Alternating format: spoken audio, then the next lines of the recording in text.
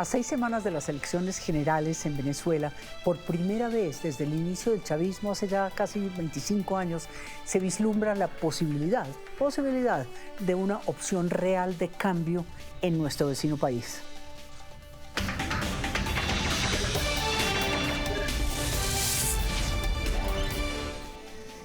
Bueno, Giulio Cellini es un analista experto en los procesos electorales y un gran conocedor de la situación de su país. Está de visita en Colombia y por eso lo hemos invitado hoy a tratar de entender cómo está la situación para este 28 de julio. ¿Qué percibe usted como experto en el tema? ¿Qué puede pasar? Bueno, en primer lugar, muy agradecido por la invitación, doctora María Emma. Para mí un privilegio estar acá.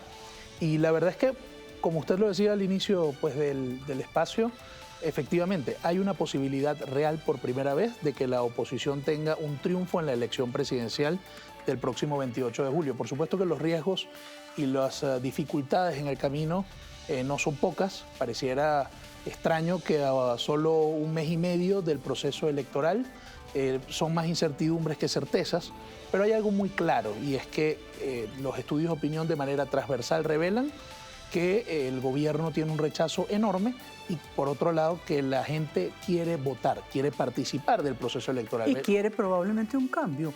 Claro, es que el candidato, sí, doctora, el gran candidato en Venezuela es el cambio político. Más allá de los nombres, es el cambio político. Y la gente lo que busca es una herramienta para que ese cambio político pueda efectivamente producirse. Sí, porque de hecho Edmundo González, que fue quien a última hora pudo entrar en la balota, dijéramos, electoral y reemplazar casi que a María Corina Machado, une la oposición. No era un personaje muy conocido, dijéramos, un gran diplomático, pero no era un personaje muy conocido.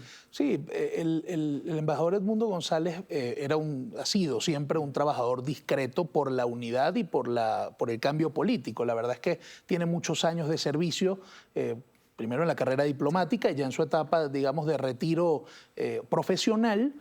La verdad es que ha venido teniendo una participación bien importante en el orden de las relaciones internacionales de la Mesa de la Unidad Democrática, de la construcción de consensos entre actores políticos en Venezuela, siempre de manera muy discreta, sin aspavientos, sin buscar reconocimiento de ningún tipo, y ahora pues le cae esta responsabilidad enorme porque el gobierno no tenía ningún interés en dejar participar en el proceso electoral a alguien que fuera realmente competitivo, conocido en la opinión pública, y pensaron que teniendo la oposición un candidato que para ellos es poco competitivo, perfil bajo, pero que pareciera, según los estudios de opinión, que no es así, pues ellos tenían mayor opción a triunfo. Y la verdad es que eso no es lo que se percibe en el país. Julio, ¿qué logró unir a la oposición? Porque de alguna forma tantas elecciones, tantas ocasiones en las que tuvieron la oportunidad de estar en la asamblea o de unirse, ¿qué logró de alguna forma María Corina o aglutinar a esta oposición? Mira, mayoritariamente, dijéramos. Lo que aglutina realmente a la oposición es esa posibilidad real de conseguir el cambio político.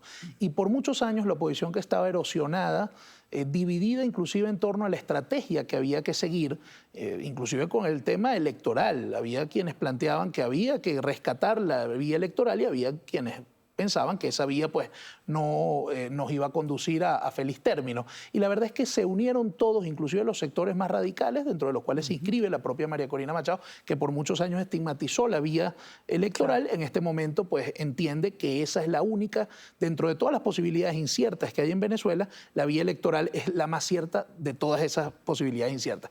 Y la candidatura de Edmundo González, yo diría que es el acuerdo más importante, el acuerdo político más importante que ha logrado la oposición venezolana, que de manera, pues digamos, en bloque ha apoyado su candidatura, ha apoyado su nominación, porque además es una persona que no genera pues ningún rechazo, al contrario, más bien genera el consenso de todos porque es un hombre además de consenso. Claro. Y pareciera que ese acuerdo de Barbados, lo que fue hace ya un par de años, que tuvimos esa idea de que iba a haber unas elecciones limpias, democráticas, ¿se puede llegar a cumplir? ¿Usted ve posibilidades de que a tan poco tiempo, con estas encuestas donde la oposición está muy, muy por encima de lo que es el madurismo, dijéramos, o el chavismo, ¿se cumplirán? ¿Ve usted alguna luz al final del túnel en eso? Bueno, el acuerdo de Barbados está allí, es atemporal. Por supuesto que había algunas cosas que sí son temporales, que eran las vinculadas a justamente las garantías electorales, que allí se firmaron, dentro de las cuales, por ejemplo, estaba el asunto de la observación internacional, y el gobierno pues ha violado esa posibilidad retirando la invitación de la Unión Europea a participar del proceso. Inclusive ni Colombia ni Brasil van a participar. Digamos que hay que seguir procurando que el acuerdo de Barbados se sostenga y cobre vigencia nuevamente y cobre fuerza. Nosotros creemos, y cuando digo nosotros me refiero a la sociedad venezolana en su mayoría, cree en la necesidad de construir acuerdos políticos, de construir lo normal en política, que es negociar, que es conversar, que es reconocimiento entre actores políticos, por más enfrentados que se encuentren. Pero en Venezuela en los últimos años se ha estigmatizado desde el gobierno, quienes hablan con la oposición pues son unos traidores, y desde la oposición quienes hablan con el gobierno son colaboracionistas, cohabitadores y cualquier cosa. Bueno, eso tiene que quedar atrás y tiene que abrirse un proceso de entendimiento entre todos, y ahí está el Acuerdo de Barbados para eso. Y en ese Acuerdo de Barbados y en lo que se siga hasta el 28 y de ahí en adelante, el papel de Estados Unidos, que ha sido como tan... siempre está por ahí, uno cree que de pronto están intentando ayudar y resolver esta democracia. La comunidad internacional tiene un rol central.